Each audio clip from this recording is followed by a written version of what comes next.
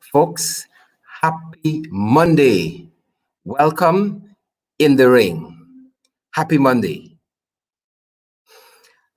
A couple of folks will be dropping by this evening, and we want to welcome you. We want to welcome all of the folks who are going to be joining us across social media. That is the thing I love about this program. And one of the things I love about In the Ring is that we run Twitter, we run Facebook, we run YouTube. We just there. So when we say that In the Ring is a social media engagement, folks, we know what we're talking about. When we say that this is a social media engagement, believe us, we know exactly what we are talking about.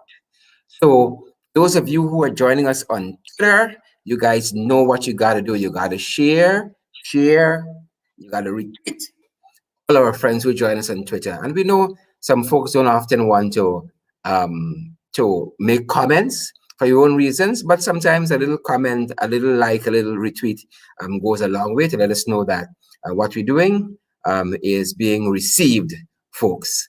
So our friends on Twitter, we love you guys, and we love that you guys are picking us up at that end on Twitter. And for those of you who are picking us up on YouTube, we ask you to subscribe to our YouTube channel, that you leave a comment as well on our YouTube channel. We really, really appreciate you guys from that end. I have one. Let me just change my background. My traditional background. At least you guys think you're watching a different program. So welcome. I'm looking at it and I'm saying something looks different. Something looks different about the program. So welcome in the ring, folks. You are in the right place. Share, retweet, whatever you got to do, folks. Whatever you got to do. I had a good weekend. We had a good weekend of rest. And we hope that you guys rested a little bit too. Our folks on Twitter, our folks on YouTube, our folks on Facebook. Facebook, it's a new week, it's a new year. And when we come on at your end, we want to see some real retweets. You understand what we're telling you guys? We want to see some real retweets. So wherever you're joining us from on Facebook, we are tremendously privileged. Guys, you know by now, we do not take your presence here for granted. Whether you are APNU AFC, whether you are PPP, whether you are WPA, you are TUF, you are ANOG, you are wherever you are from, LGBTQ, wherever you are from, we appreciate your presence. And even though we know our PPP folks are very rowdy and they make all kinds of snide and sometimes unwanted remarks, we still appreciate you guys. We still appreciate you guys, and you matter to us in that regard, that you keep commenting and our algorithms go up and our program stays relevant and popular on social media. So you have some use. You guys have some use. As fraudulent as each and every one of you are, as fraudulent as you are, we like you guys. All right. I don't know if he's ready to come in, but he's going to give me a nod if he's ready. I'm ready to bring in the one and only. Is he ready? Apparently not. The man sign up. Man said bringing in too quick. So folks, we are ready to discuss a couple issues with you tonight, and we hope that you guys are very, very responsive. And you guys responsive in that you comment. We're going to put up some of those comments as we usually do in the ring, and you let us know how you're receiving us at your end. And so we're going to look at that, and we are going to have a couple of folks, as I say, dropping by to make In the Ring what it is, folks. To make In the Ring what it is. We aren't playing at this end, you know. Let me get my notes together, because I'm not just here talking off the top of my head. We're talking what we know. Y'all understand? We are going to be discussing what we know. So we're not going to be talking off of the top of our heads at all. Right? Notice I'm picking up a slight accent there. At all. So folks, I want to welcome each and every one of you in the ring. So I started a little shaky, a couple of minutes late, wrong background, but we are much, much better now. Welcome in the ring, guys. This is where we contend with ideas. We confront the brutal facts. We dismantle misinformation. We oppose prejudice. And stereotypes. And we destroy all outdated worldviews. That is what we do in the ring. Folks, good night again. Let's fight. Let's fight. This evening, I'm going to be introducing a special segment. You're accustomed to it, but you're not accustomed to it as a segment. I'm introducing a segment this evening, which is called Good Night to All Except. Good night to all except. And this evening, it is a good night to all except 𝗵𝗶 It's a good night to all except 𝗵𝗶 That is what we're starting with. We're starting with Lamborghini story. This fella here, this same fella, this fella. Good night to all except the fraudulent minister 𝗵𝗶. And I'm going to tell you why good night to all except 𝗵𝗶. I'm going to tell you. You don't have to ask me. I'm going to tell you. I'm going to tell you. So, the fellow named 𝗵𝗶 had a police escort for the weekend for a Lamborghini. A police escort, folks, for a Lamborghini over the weekend. And this was the, I don't know if it was an informal car show, what it was in 𝗪𝗵𝐵, right? I don't know what was happening there, but whatever it wasn't good, folks. First thing you notice here, there was a police escort for this vehicle. I'm going to show you that in a minute. There was a police escort. The second thing you should notice from this photograph is that there are more than 10 people meeting here. And according to the COVID regulations, it says that you should not meet in more than groups of 10s. Right? More than groups of 10s. Now, just over the weekend, the police would have shut down Hard Rock Cafe on the East Coast for breaching COVID regulations. I think they had persons dining inside. And because they had persons dining inside, I think on a consistent basis, I believe that that is why they were closed down. But here, the police force and the 𝗪𝗵𝐵 police in particular got members of the public meeting. You see, that's probably over 200 persons there. Probably over 200 persons, right? Probably over 200 persons. And 𝗵𝗶 had a police escort. Let me welcome my friend, my brother, my co-host for the afternoon, right?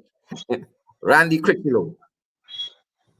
And while Randy comes in, I'm going to pull up the video of that escort. Randy, a very good evening. Good evening, Sherrod. I see we're dealing with Lamborghini Gate. I can't hear Randy. 1, 2, mic test, 1, 2, Randy, 3. are you there? Yeah. I'm hearing you. All right, so I'm gonna pull up that video, and that is what we're gonna talk about a little bit, and we have some other things as well that we are going to be discussing, right? But rest assured, that is one of the issues we are looking at as well, right? The fact that you have this police escort, right? The fact that we have this police escort, and I'm bringing that up for you. Hear me now, Sherrod. Bringing it up, folks. Right. We're looking at that.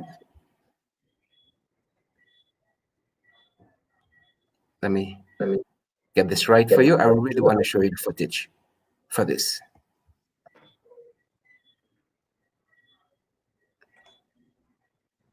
Let me just get this right. Randy, are you there? I'm here. Are you here? Are you hearing me? All right. I think I'm going to have that in a second. Do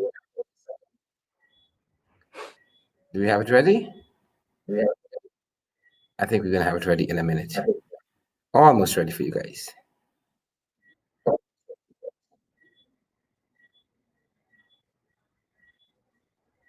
All right, we're gonna have that in a minute. Sure. We're gonna have that in a minute, folks. Are you But hearing that is what we're dealing with at this time.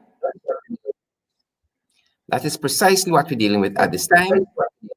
This Lamborghini story and how it is that you have, a vehicle, privately owned vehicle, being escorted by the Guyana police force, right? Any sane person can ask, what kind of country are we living in as a people? Randy, are you hearing me now? Let me see if I change something. Hold on. Your audio, Randy, I don't know what is happening with the audio, but I want to start that out, and we're going to talk about. Let me see if I can bring in that. Bring that video now and see if I can show us the video of the police vehicle being escorted. Can you show that?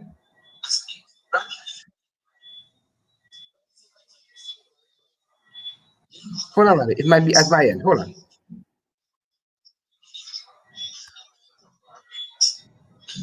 Sure. Folks, are you getting that? That was the scene over the weekend. Right? This vehicle being escorted by police. This vehicle being escorted by police. Did you guys see that? Let me play it for you one more time.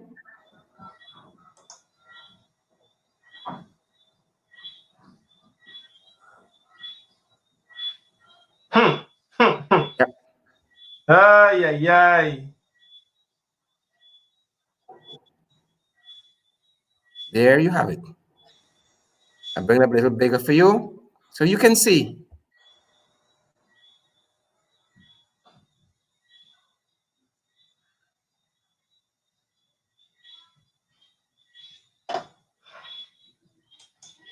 And I'm going to bring in my colleague, Randy. Randy, are you there now? I am here. I'm here. I'm hearing you. Good. Randy, your audio is giving us some challenge. I am hearing I don't know what is happening, but the audio, let me see if it's my end here. I think it's your end, Sharon, because I'm hearing you fine, and I think the viewers are hearing I'm getting some challenge with Randy's audio, but we're going to sort that out. Randy, give me a minute. I'm going to sort that out. Just to make sure it's not something at my end.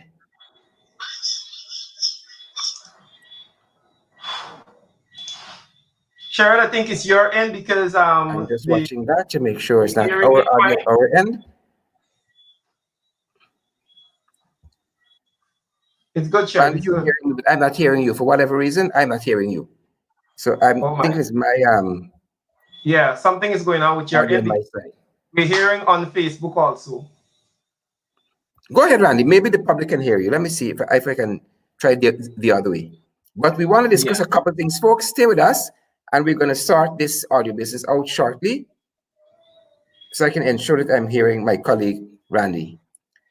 Let me see the comments. Folks, if you can hear me out there, let me give me an indication in the messages, in the comment section, if you can hear me on the other side. Give me an indication.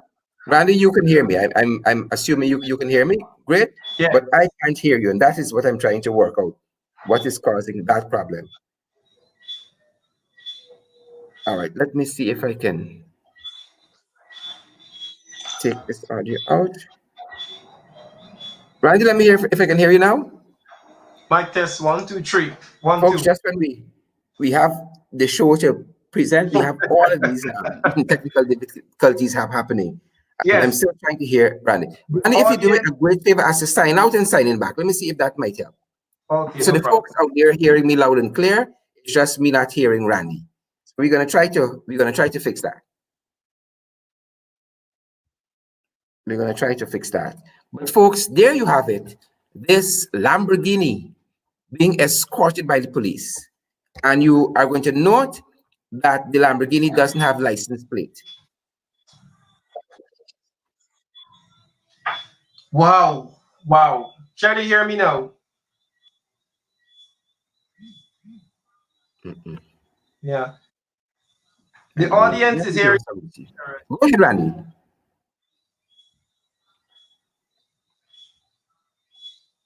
As I'm checking on Facebook, and we need to sort this out.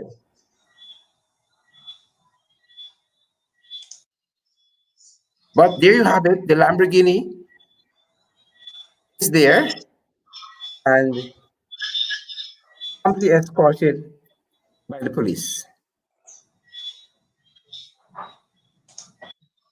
Amply escorted by the police.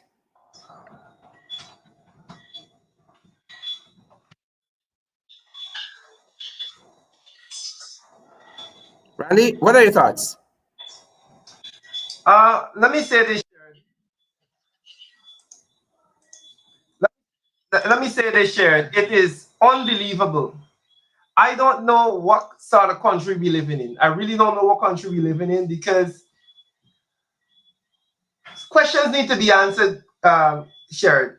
Somebody needs to answer, whether it be the commissioner of police, whether it be the minister responsible for public security. Somebody needs to these questions. Here we have a Lamborghini, a car, being escorted by a police motorcycle. As you said, and you pointed out this vehicle, but they're being escorted. It is what did this person satisfy? Are they a diplomat? Are they a government official? Are they a military official? What justifies them having a police escort? This is the lawless country that we're living in. It is totally unbelievable that happened, Jared. I am stunned, because now I'm seeing this. I'm now seeing this and I'm stunned. I'm hearing you now. You're stunned, Randy. It's unbelievable, Sharon. And we must not downplay this, we must not downplay. We're living in a country of laws. We're living in a country where a man could be walking on the street and with a spliff and he get locked up. Right? Yeah. But it seems as though the law is just for some set of people. Yeah.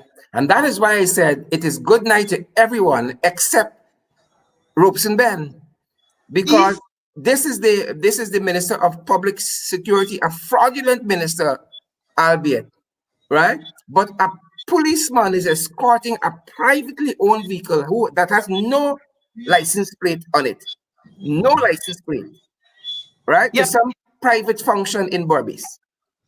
The minister needs to answer the question. The police commissioner, the commander, somebody needs to answer the question of what the hell is happening. We can't, as Guyanese, sit down and just accept this lawlessness. Yeah, precisely. Precisely, Randy. Precisely. You couldn't put it any better. If we are a country of laws, we're a country of laws. It's either we have laws or we're living in absolute lawlessness. There's no middle ground where some people are doing and some people can do whatever they want with police escort. Question: is the vehicle registered? That's an interesting. It's an authorized escort. Who authorized it? Why? What grounds was this authorization given? How is that even possible? Yeah. It's an expensive private vehicle. Maybe those are the grounds. I don't know. What grounds can you come up with, right? But that is what we're dealing with. That is precisely what we're dealing with, Randy. What else do we have on our plate this evening, Randy? I saw, Sharon, that Minister Trump responded to the article claiming that the people, what do you call them, global witness, rescinded or recalled their report saying that they overestimated. I don't know if you have that that release by Minister Chapman. A couple of minutes. I would have it for you. Okay. I think I have it somewhere here. Yes. Right, but he would have responded to that claim. Remember, he was the minister who was at the center of it all. He was the minister responsible for the negotiations with ExxonMobil. He was the one that was taking all the fire, saying that he negotiated poorly, that he sold the country out, he gave away the national patrimony, all of these crazy, unfounded, nonsensical things, which was ginned up because of this report, right? The PPP, of course, they were shouting from the hilltops from the beginning that something they feel that we should have gotten more, which is all well and good for an opposition to say. You are in opposition, you should want the country to have more, but then we had this additional voice of this global witness, which lent some sort of credence to this idea that Guyana was being cheated out of how much millions, potentially billions of Guyana dollars because of Minister Chapman's poor negotiation and the APNUAFC. So to think now that report was based on some sort of fraud or miscalculation, it's unbelievable. And I would love to hear what he said in his, and I'm sure the audience would want to know what he said. Randy, I don't have the footage for that. I think it's a statement. Yeah, let me see if I have that here. But folks, this is the kind of thing that we are dealing with, right? This is the kind of thing that we are dealing with, because every day is something in this country, right? Let me see if I have, yes. I can go through it very, very quickly. It says that I have taken note of media reports which states that the Global Witness has withdrawn its report, signed away, which was issued in February 2020, and which was severely critical of the agreement between the government of Guyana and ExxonMobil and its partners. Of me specifically, several of my cabinet colleagues and former President David Granger. I take note of Global Witness self-confessed overestimation of projected oil productions, the sole basis upon which their criticisms were leveled.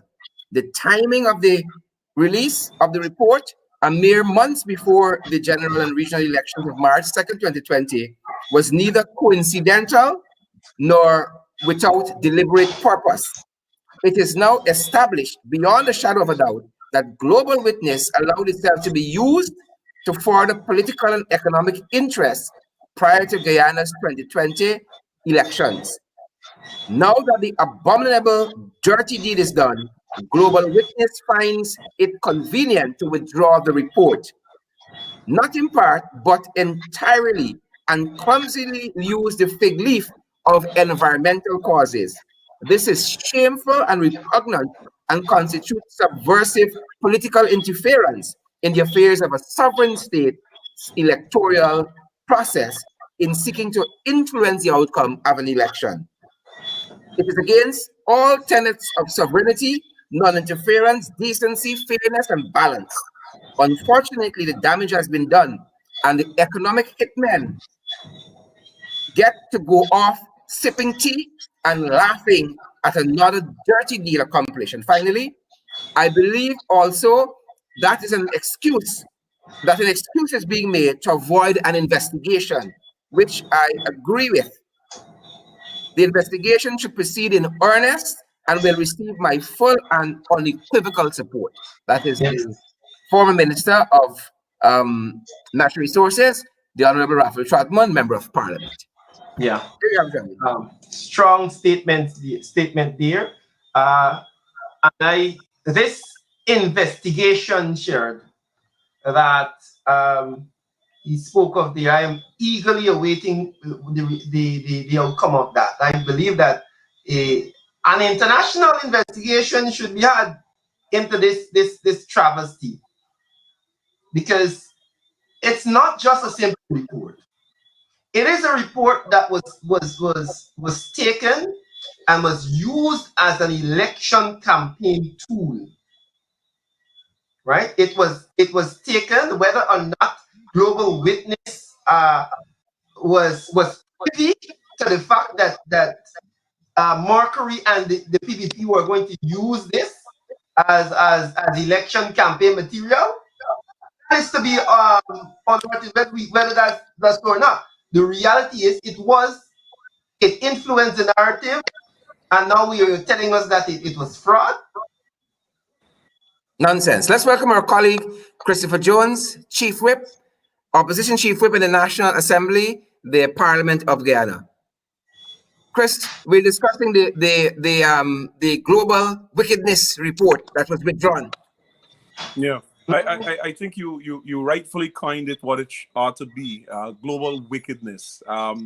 I saw a statement, and I'm pretty sure that you guys dealt with a statement earlier today from Minister 𝗪𝗪 𝗧𝗵𝗵. Yes, we just and read it's very pellucid. And in the latter end of the statement, he made mention about the economic hitman have achieved his objective and walked off sipping some tea. And as you guys rightfully pointed out this afternoon, nothing happened by accident. Global weakness. And what is very instructive that we have to do is essentially investigate the purported journalists who put together that piece to see their connections, because we kept throughout the national recount bringing to the public's attention about 𝗪𝗵 and the operations of 𝗪𝗵. And 𝗪𝗵's tentacles, if we can call it that, are far and wide.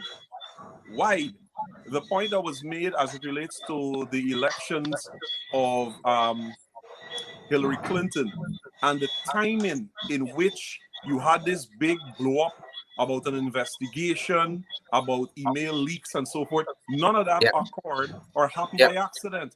And similarly, here with global weakness, or now global wickedness, it was strategic, it was timing, it was part and parcel of a narrative that was being put out there by 𝗪𝗵, by the OAS, by those individuals within the CARICOM region and so forth. It was an objective. People, wicked, devious, abominable. We called it for what dirty it was deeds people during the recount, that it was regime change.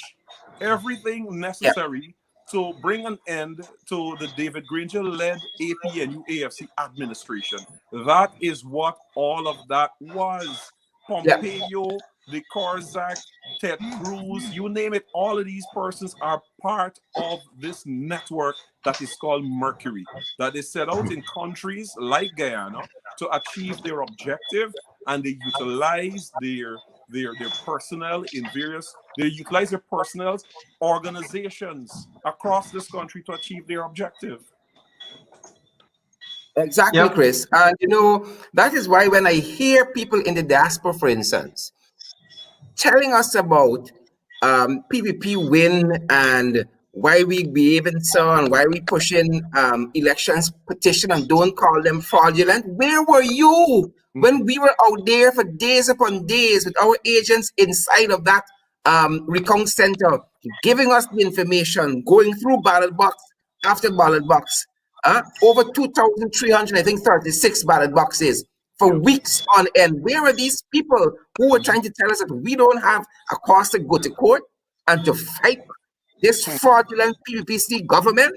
Where are all of these people? And now we see part of that enterprise is in this global wickedness report. That's right. That's right. And I mean too as well, we will have to do some in-depth investigation as it relates to other countries that Global Witness put out reports on. And you're supposed to see whether or not it was during an election. Because as I said, all of this is connected. Nothing happened by accident. As you guys pointed out this afternoon, after Global Wickedness report last year on essentially on the APNU-AFC government, it set the narrative And you saw Barrett Jagdeo and the PPP jumped on that bandwagon and they spread it across the country. And of course, Guyanese, who was hearing about 1% and 2% and all of this, created a whole lot of confusion. They none the wiser, because here it is, what's supposed to have been a credible organization submitting a report on Guyana and its new oil wealth and reporting that. So Guyanese fell prey to that.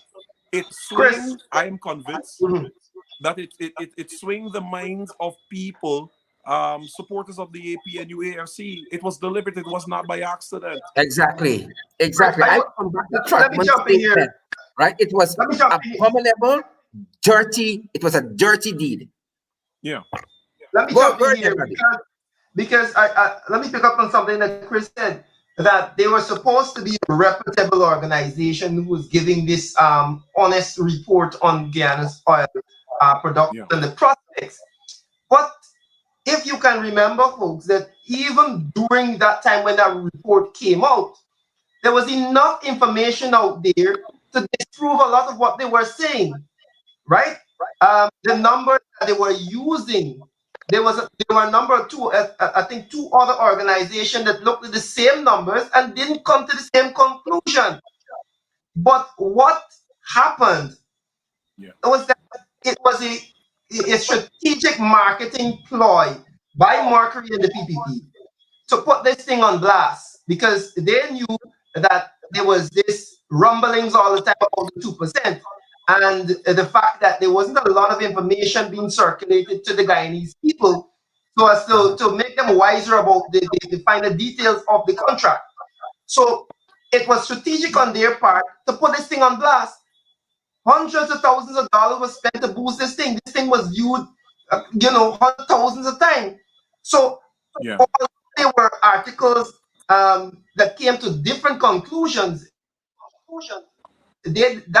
the circulation this one got. But even in the height of this, there were a number of other sources that were saying, look, your estimation is inflated, right? And we were pushing that. We were trying for people to understand, don't buy into that narrative that these people were telling you. Right?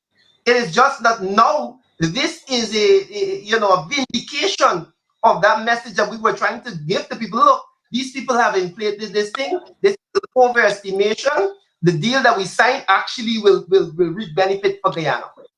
Yeah. Exactly. And this is what we keep seeing now, and we can attach so many things to that, folks. We can attach so many things to that. We look and see all that they promised. They were going to do X. They were going to do Y. Revisit these oil contracts. They were going to avoid them, renegotiate. You understand me? They were going to reopen the sugar estate.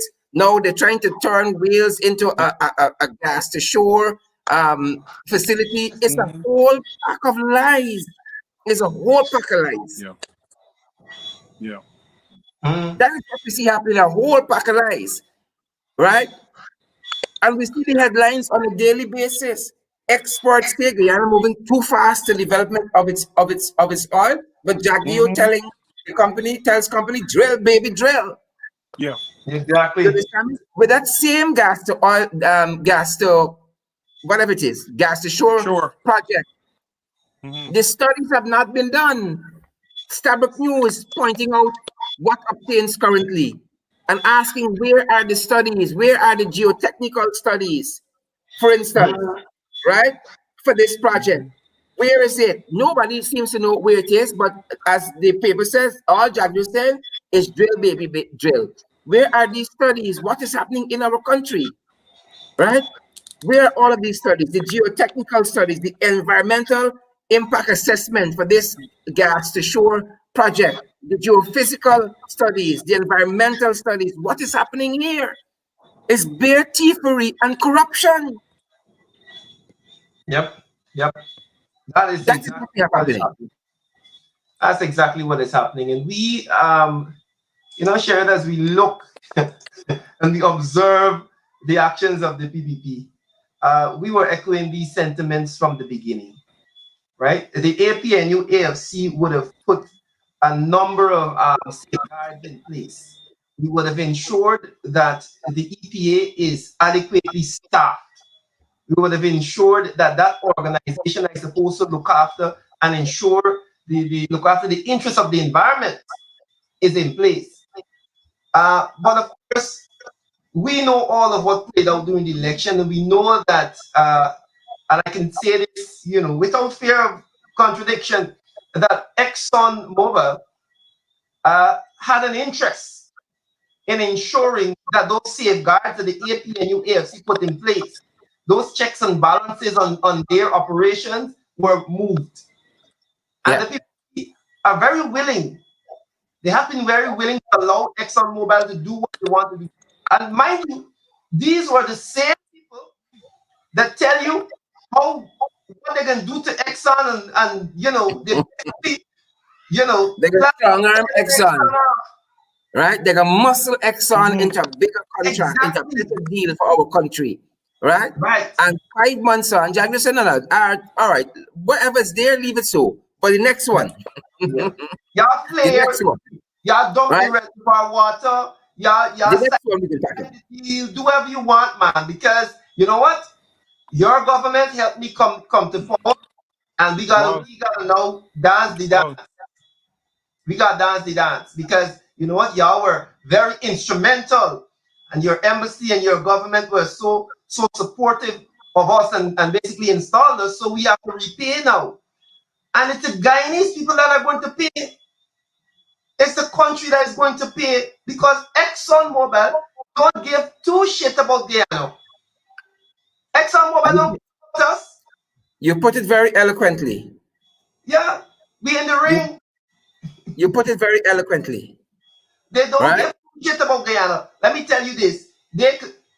As far as they're concerned, civil war could break out in Guyana, and the PPP and the AP and UAFC could fight and kill Martin. They don't start drilling, and they will continue to drill. So Jack Dio seems to be just playing to their tunes, dancing to their tunes right now. Sign the pirate deal, let it do what they want. Y'all drill more, y'all don't worry with any y'all flare out all the oil, all the gas out there. Do whatever y'all want at this point in time, and ignore the signs. It is unconscionable, Sharon, the hypocrisy of the PPP. After spending 5 years, you would think that they have some sort of plan to deal with Exxon. You know what's the plan to deal with Exxon? There was a soca song said, "Do what you want." You know the soca song? That is the plan right now. Do what you want. Well, we know what the PPP gives. And fellas, I have a woman, Mr. 𝗏 who is going to tell us a little bit about what the PPP gives. So I want you to bear with me. Let's go to this, to Ms. 𝗏, and then we're going to come back and pick up on the discussion at the other end of it. Bear with us, folks.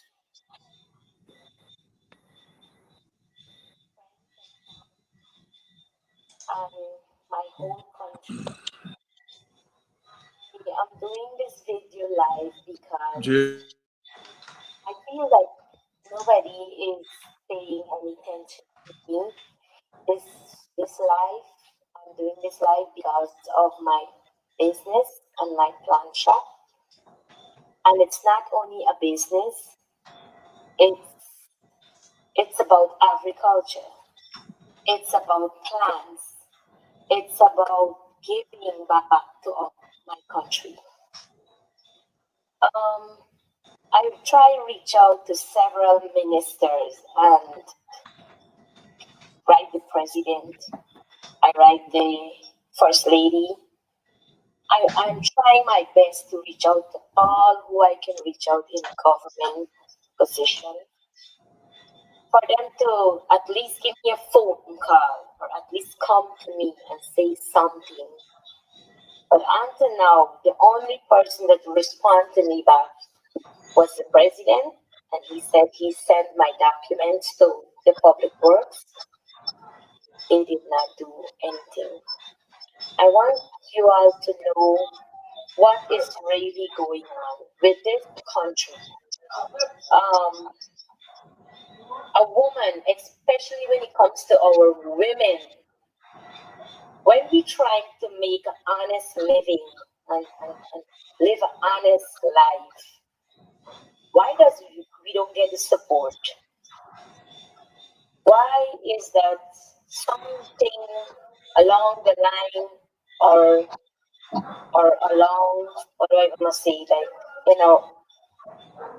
I must always say along the line, because for me now, it's the ministers them, they don't care what happened to women, I think, and even to the first lady, because I write her and she did not even give me a phone call response. My story is that I write the previous agriculture minister, telling them that how much I like agriculture and plants, and this is what I like to do, budding and grafting. I wanted to give back to my country. I don't have education. I went to school like in nursery up to standard 1. I feel like I couldn't do anything much for myself because everybody just said education is the key. But thank God for I have a wonderful brother and he helped me and I get a job at 𝗪𝗵. And what I did at 𝗪𝗵 for the period of time was wonderful and great. And I come out succeed and did something of my own. And I went and seek advice, and I write the Minister of Agriculture, the previous government, and asking her that I don't have money to buy a piece of land, but I want to ask for she to guide me, to help me to get a plot of land from the government and to do a plant shop. Not only to do a plant shop, I wanted to contribute to school children. I wanted to contribute, showing them what little bit I know so they can live along the line, because there are enough students out there who know the theory and they don't know the practical. And I always feel to myself that because you know the theory, because I know the theory, that's all. But when I go to 𝗪𝗵 and I learn the practical, I tell myself, you don't have to, if you don't have an education, just left yourself down. You can do other things, can boost you up and help you through this life. And you can be far, far away. And the same common sense and the practical that you know can help you far away in life. So the previous agriculture minister sent me to the NDC to ask them to grant me a piece of reserve land. I did that. I write a letter, I sent it to the NDC, and the NDC acknowledged me and they gave me a piece of reserve on agriculture road, railway embankment. Folks, there is where I want to coming back. This is a young lady called named 𝗪𝗑 𝗪𝗑 and 𝗪𝗑 𝗪𝗓's issue is just like 𝗪𝗪cie 𝗫𝗏𝗏, who we featured on this program a week or so ago. It is Guyanese people who fed up, Chris, who fed up for 5 months of the PPP. Yeah. This is a young lady. Correct. If you watch this footage on her page, 𝗪𝗑 𝗪𝗏, 𝗪𝗑 𝗪𝗏, she said she voted for the PPP 3 or 4 times. That's 20 years. She's been voting for the PPP. She said this election, she and her whole family, probably except those and them who couldn't vote because of the age and so on, vote for the PPP, right? She got a piece of land under the new AFC government. She opened a plant shop. Lo and behold, 5 months into the PPP government, they come and broke down your plant shop. You understand me?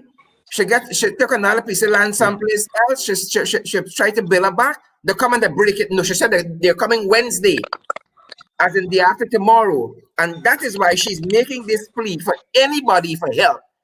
She said she went and she told them, I vote for y'all. You understand me? I'm a woman. I want to earn a little income for my family. Planting business is what I know, Chris. You understand me? And if this is what the PPP will do to their own supporters, Yeah. Imagine the rest of us. And some people took exception when I said over the weekend, if they can't protect their own supporters, imagine what they can do to the other. COVID left, right, and center. What about me? What about you? And that is the challenge we have. You know, people want to be vexed and to say, oh, since you're back in the PPP, you shouldn't talk out. But she's a Guyanese and she's hurting. She is hurting. Right. So I hope one of them ministers looking, because I know a lot of people look at the show and who don't look is getting reports. Right? So I'm begging y'all, look after your own supporters. Her name is 𝗪𝗪 𝗧𝗵𝗵. Right? And all she's asking for is a piece of land to ply a trade. She said in about a 45 minutes video on Facebook, she said, I vote for them 4 times, which I add up to 20, 4 5 is 20, or 5 times. She said this election, my whole family, everybody went. And this is what you're doing. It's frustration, right? People can't wait 5 years, Chris, right? And you know what she said? She said if the AP and AFC went in power, should have never went in this embarrassment.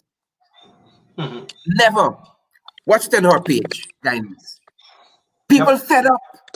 People fed up. You talk about oil contract, you talk about firing public servants, you name it. In 5 months, people tired of the PPP. People are tired of them. So don't take what we are saying, because of course we bias. Take what your own supporters are saying. They're fed up of y'all. She said, she said, Ganesh best friend, 𝗪𝗵cie, send people to break down our shop. And the coming Wednesday to break the next one down. You understand me? Yeah. That is what we have in this country. People are fed up and they're frustrated. You can tell she ain't too highly political, but she's frustrated. She's frustrated. Yeah. And that is multiplied thousands of times throughout this country, because you know what? PPP is about them. It's a small cabal. And these people who support them is just a means to an end. It's just a means to an end. And PPP supporters can ask themselves, 5 months in, what have you got? You as a Lamborghini being escorted up Bobby's. No. And that same small cabal, Sherrod, we see it. This is why they brought back the friends and the cronies. People like Dendial at GPL. I saw an article of GPL and I remember that, and we see GPL slipping back into the same sort of madness. Yeah. GPL board under Brassington fired. Yeah, but that same small cabal got to take up the things. They got to be able to get the money. And it's really sad. It is extremely sad, Sharon. And you know what? People are going to be vexed with this lady, 𝗪𝗪 𝗧𝗵𝗵. You know why? Because she talk. They're going to be vexed with her because she talk. Because once she's a PPP supporter, automatically you shouldn't point out flaws. That is the mentality of the typical PPP supporters. You understand me? It's big government. I hush, don't say nothing. And you know what? These are the people who I see in comments. People are saying, oh God, they're just gone. Give them some time. Yeah. Give them some time. Give them 23 years. Oh, they're just gone in. Yeah. Yeah.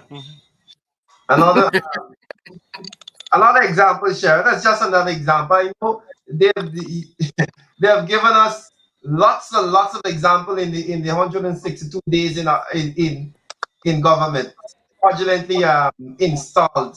But they've given us lots of examples to bring to the Guyanese people. Show the people of these are what these are the people are. And you know what? This is a typical case. The other side of this story with Ms. 𝗧𝗵𝗵, right, is that we didn't care who your allegiance is to. You hear what the woman said? The woman said she wrote to the Minister of Agriculture. I'm assuming it's Valerie Patterson Yearwood, because she said it's a female, right? And she got a letter from the minister to go to the NDC and to get a piece of land, right? And thankfully, the minister word has some way. The NDC gave her some land that was available, right? So we didn't care whether you're PPP. We didn't care whether you're AFC. We didn't care whether you were PNC or TUF or who you be. As long as you were Guyanese and you were eligible for a service and a facility, it was afforded to you. It was afforded to you. You understand me? Look, when they're giving out house lot, who gets in house lot? Everybody's entitled to it. But when we start to seeing one set of people, that is where the problem is. This lady said she went too far in primary school. She went off to 𝗪𝗵. She took in a little of what was offered there. And she was happy to reproduce that and to become a productive citizen. She applied to her government like any citizen should be able to, regardless of their political party, religious affiliation, sexual orientation, or any one of those things outlined in the Constitution, for a piece of land, and she was granted a piece. She started to do a little business. You understand me? She said, listen to it, Guyanese. Go on that lady page and listen to it. She said the PPP people came in, she shop when she was in 𝗪𝗵cie and begged for she vote.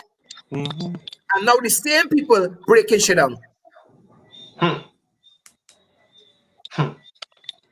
I am not saying 𝗪𝗵 vote 𝗪𝗵cie. I'm saying, people, this is the reality that we're dealing with under this new administration.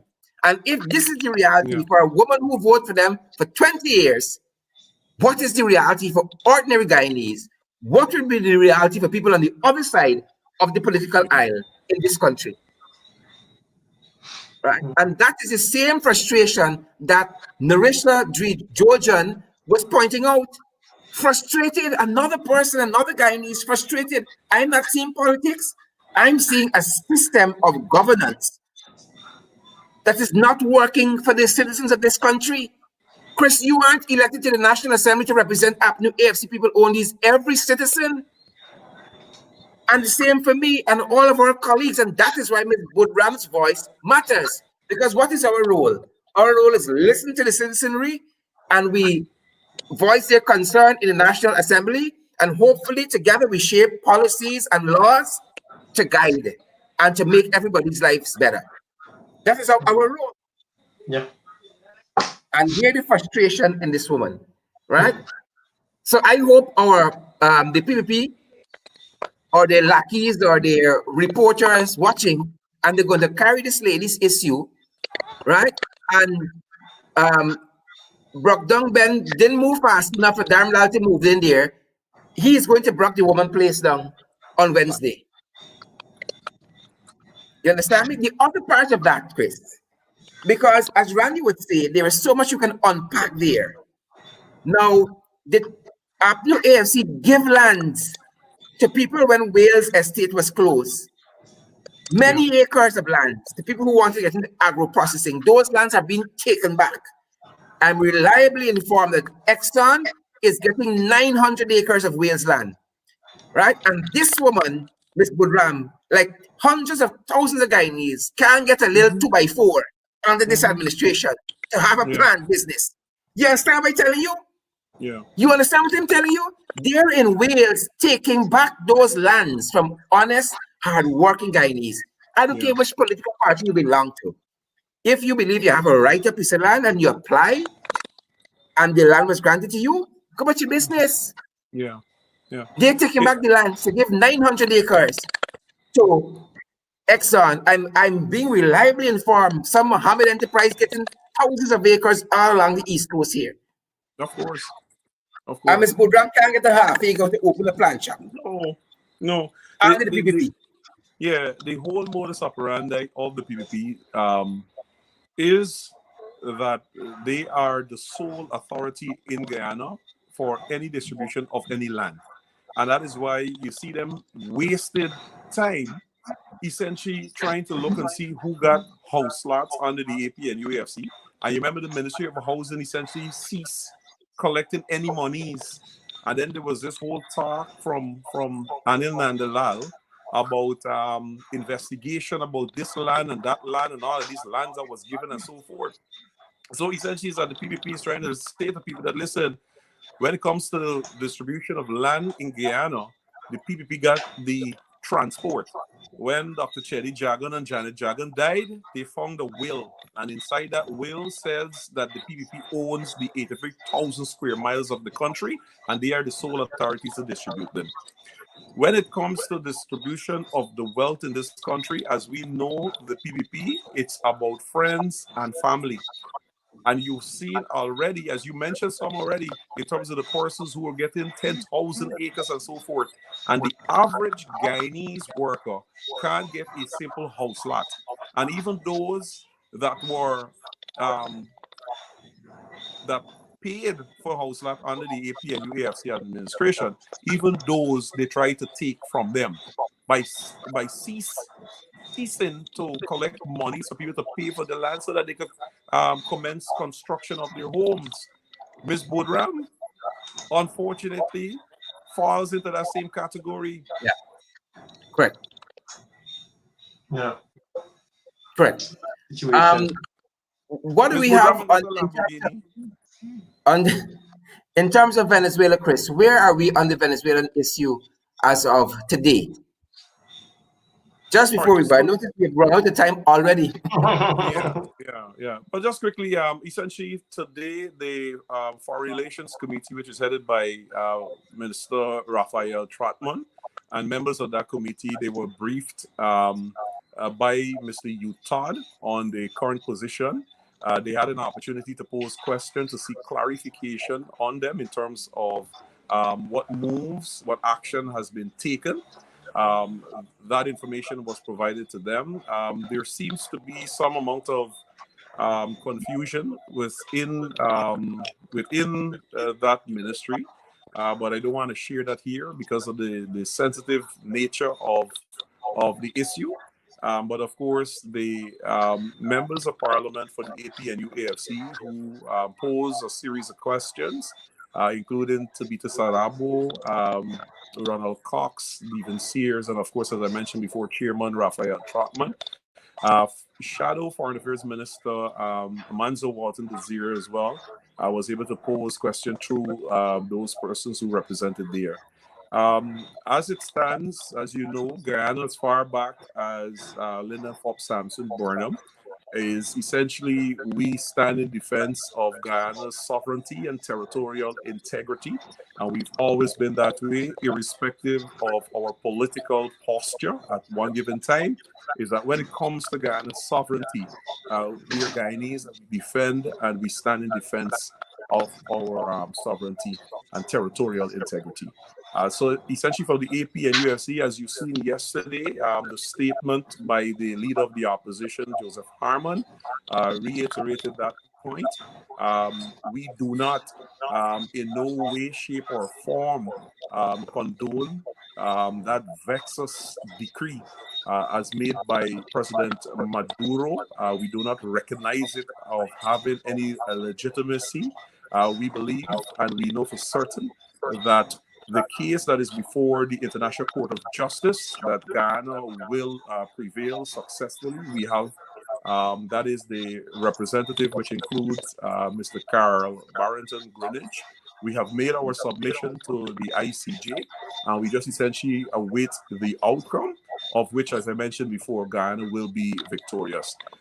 We do recall that it was President David Granger wanting to bring finality to this issue because it has been long, and ever so often you will see Venezuela pop up and come with some new aggression. And it was President David Granger that sought a finality as it relates to this issue, and as such, the matter has been taken to the International Court of Justice. The necessary information by our lawyers, by the team representing Guyana, has that submission has been made, and we are confident that Guyana will prevail successfully. As I said before, the APNU AFC stands solid in solidarity and support in defense of Guyana's sovereignty and territorial integrity. Fantastic, Chris. I know as we go, we want to remind folks of COVID-19 because just over the weekend we saw, as we said, Hard Rock Cafe on the East Coast here at 𝗪𝗵𝟏 was closed down by the COVID task force because of violations against the regulations. And one thing might have been because they had persons dining indoor. It has been pointed out on social media that Giftland have people dining indoor on a daily basis. But the COVID task force seemed to have missed Giftland, right? And people have supplied photographs to that end, that indoor dining is happening on a consistent basis at Giftland, but the COVID task force seemed to have missed them. Folks, We don't want the regulations to miss you or you to miss the regulations. So continue to social distance, sanitize, wear your mask, watch your public gatherings, not more than groups of 10. They say if it's a religious gathering in a facility, not more than 25% of that facility should be occupied by persons to that capacity. So observe all of the measures that are in place to safeguard you and your family. COVID is real and deadly. Real and deadly, folks. 2 persons lost their lives over the weekend, and the death toll, Chris, in Brazil over the weekend passed 200,000 persons.